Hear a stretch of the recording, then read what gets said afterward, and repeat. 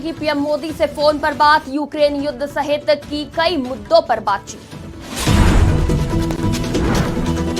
केंद्र के अध्यादेश के खिलाफ सुप्रीम कोर्ट पहुंची आम आदमी पार्टी, अध्यादेश को गैर कानूनी और असंवैधानिक दिया करार, दिल्ली सरकार ने अध्यादेश पर रोक लगाने की मांग की।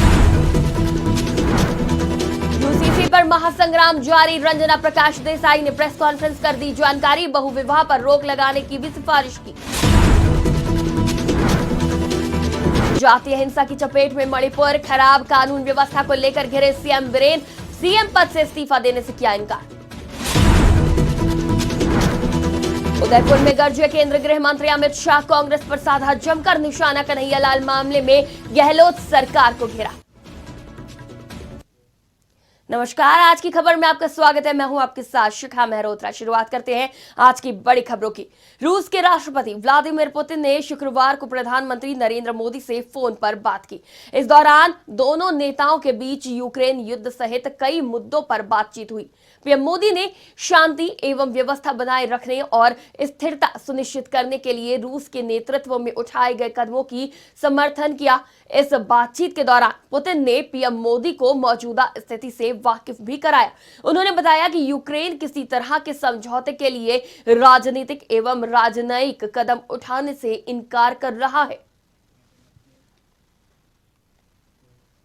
दिल्ली की अरविंद केजरीवाल सरकार केंद्र की ओर से अधिकारियों के ट्रांसफर पोस्टिंग को लेकर लाए गए अध्यादेश के खिलाफ सुप्रीम कोर्ट पहुंच गई है। दिल्ली सरकार ने अपनी याचिका में केंद्र सरकार के अध्यादेश को गैर कानूनी और असंवैधानिक करार दिया है।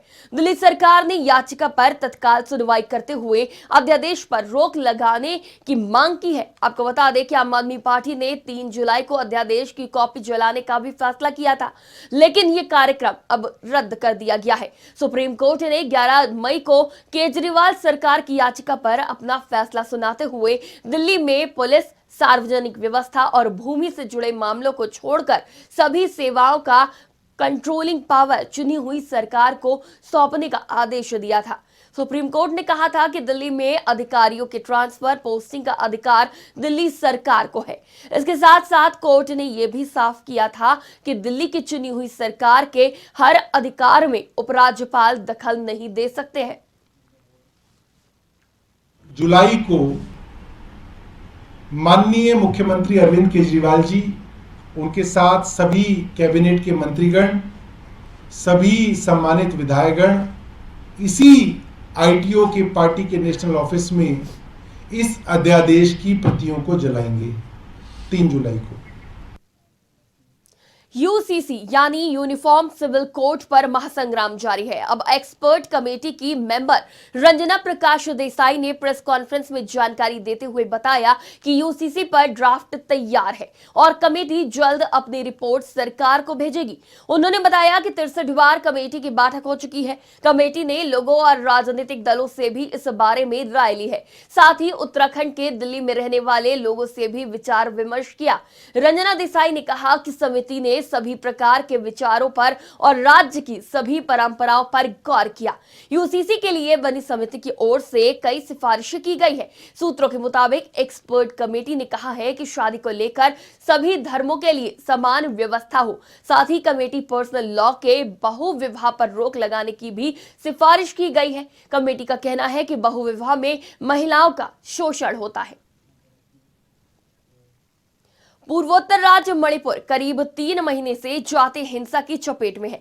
हिंसा और खराब कानून व्यवस्था को लेकर लगातार आलोचनाओं का सामना कर रहे मुख्यमंत्री एन बीरेन सिंह ने अब इस्तीफा देने का फैसला किया है। बीरेन सिंह ने ट्वीट करके कहा कि मैं स्पष्ट कर देना चाहता हूं कि इस महत्वपूर्ण मोड़ पर मैं सीएम पद से इस्तीफा नहीं दूंगा। सीएम बीरेन सिंह ने यह ट्वीट ऐसे वक्त में किया है जब उनके इस्तीफे की फटी हुई कॉपी सोशल मीडिया पर वायरल हो रही है। दावा किया जा रहा है कि सीएम बीरेन सिंह राज्यपाल अनुसुईया उइके को अपना इस्तीफा सौंपना चाहते थे। वो राज्यपाल आवास के लिए निकल भी गए थे, लेकिन जनता के दबाव के बाद उन्होंने अपना फैसला बदल दिया। बता दें कि रविवार को सीएम बीरेन सिंह राजधानी दिल्ली में हिंसा को लेकर केंद्रीय गृह मंत्री अमित शाह से मुलाकात की थी। गृह मंत्री के साथ बैठक के बाद वीरेंद्र सिंह ने कहा था कि केंद्र और राज्य सरकार हिंसा को नियंत्रित करेगी और राज्य में फिर से शांति बहाल होगी। सीएम वीरेंद्र से मुलाकात के 2 दिन बाद मंगलवार को अमित शाह ने राज्यपाल अनुसुईया उइके से भी मुलाकात की थी। केंद्रीय गृह मंत्री अमित शाह ने राजस्थान के उदयपुर में एक रैली को संबोधित करते हुए कांग्रेस पर जमकर हमला बोला। उन्होंने कहा कि राहुल गांधी विदेश जाकर भारत की बुराई करते हैं। अगर कांग्रेस उनके इसी रास्ते पर चलती रही तो नॉर्थ ईस्ट की तरह ही पूरे देश से कांग्रेस का सूपड़ा साफ हो जाएगा। इसके अलावा कन्हैयालाल मामले को लेकर भी शाह ने राजस्थान की सरकार पर बड़ा आरोप लगाया है। शाह ने कहा कि गहलोत सरकार कन्हैयालाल के आरोपियों को पकड़ना नहीं चाहती थी। माताओं, भाइयों, बहनों, बताओ कन्हैयालाल को सुरक्षा किसने नहीं दी? जोर से बोलो, किसने नहीं दी? जोर से बोलो, किसने नहीं दी? मर गया तब तक किसकी पुलिस चुप रही?